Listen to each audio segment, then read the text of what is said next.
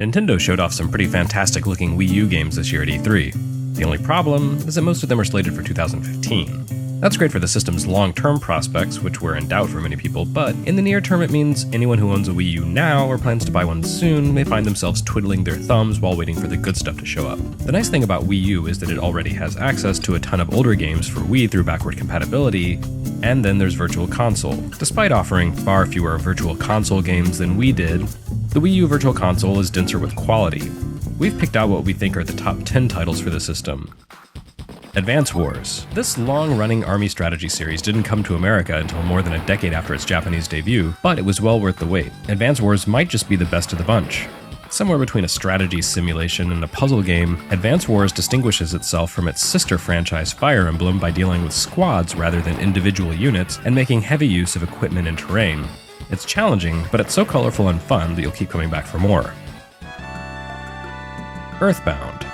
Now, why does this RPG, which tanked at retail 20 years ago, command undying devotion among certain fans? Probably because there's never really been another game quite like it, not even all those try-hard attempts to rip it off. At once a down-to-earth coming-of-age tale, a satire of role-playing cliches, and a pastiche of American pop culture through the lens of a skewed Japanese perspective, Earthbound is truly unique. The older and wiser you get, the more you'll appreciate it. The Legend of Zelda: A Link to the Past. Every Zelda game is basically Link to the Past, but few of them hit all the right notes the way this masterpiece did. Taking the series back to its roots after the experimental but uneven adventure of Link, A Link to the Past established a formula that would be copied for decades, and not just by a dozen other Zeldas. It's the template for action-adventure games, period. With its self-contained dungeons, progression gated through the acquisition of new weapons and tools, and valuable collectibles hidden throughout the expansive world, the only reason A Link to the Past doesn't feel quite as inspired and fresh and visionary as it did in 1992 is because it's been ripped off so many times. Mega Man 3. In our recent 3DS Virtual Console rundown, I said that Mega Man 2 was the best entry in the series, and I'm standing by that claim. But Mega Man 3 is essentially its equal in every way that matters. Good thing you can own both, right? Adding new mechanics and complexity to the Mega Man formula, including the useful ability to slide to avoid enemies and remix stages before the endgame, Mega Man 3 was basically the NES franchise at its biggest and boldest. Great music, great graphics, and memorable challenges make it an 8-bit masterpiece. It also represented the last time Capcom would manage to improve on the franchise's formula. Well, at least until Mega Man X. Once Mega Man's NES adventures began to grow long in the tooth through repetition and annualization, producer Keiji Inafune and his crew shifted their attention to the Super NES and totally reinvented the series, and the character too, replacing the classic robot with a new model. The Mega Man X games would quickly become as stale as their forebears, but the spin-off series got an amazing start with this 1993 classic. With inventive level design, richer mechanics, better weapons, excellent graphics, and a whole new look and feel, Mega Man X reminded everyone why they'd been so obsessed with Mega Man 2 a few years earlier. Ninja Gaiden. This brisk and often insanely difficult ninja platformer defined the concept of movie-like games with its iconic interstitial cinematic cutscenes that would become an industry standard. But we like it anyway. Ninja Gaiden doesn't always play fairly. Check out the way the bad guys respawn infinitely at the edge of the screen. But it gives you the tools to win. Once you learn the rhythms of the action and determine the best weapon for a given situation, you'll be surprised at how far you can make it.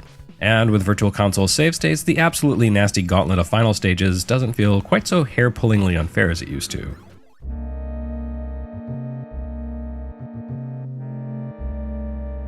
Super Castlevania 4.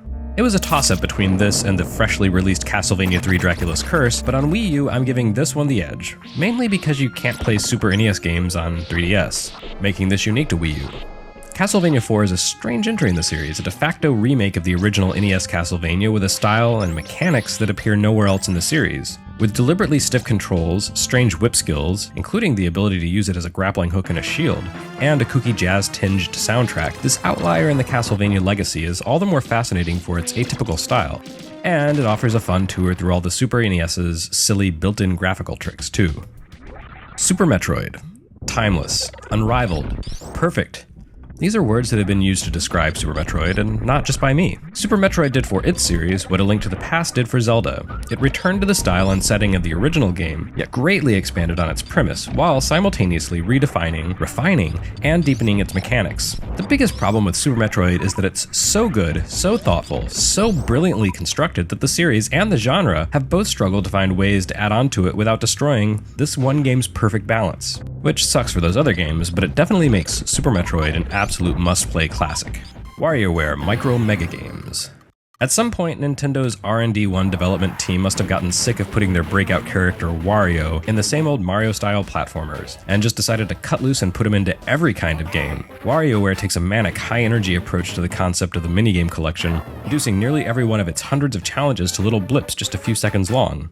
You basically have time to read the simple goal, typically a single word, make sense of the scene that flashes onto the screen, and complete a task in the space of about 5 seconds. It's a testament to the clarity of design and the pervasiveness of the video game vocabulary Nintendo has helped establish over the past few decades that this proves to be an intuitive, fun challenge rather than a bewildering or confusing one.